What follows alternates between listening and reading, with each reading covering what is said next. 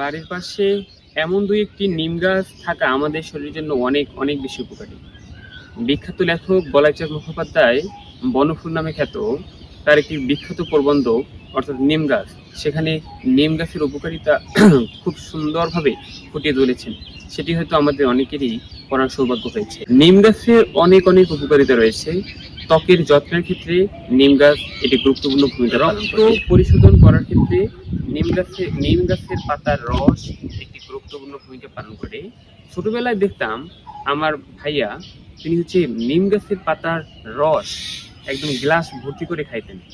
চুলের যত্নের ক্ষেত্রে নিম গাছের পাতার রস একটি গুরুত্বপূর্ণ ভূমিকা পালন করতে পারে।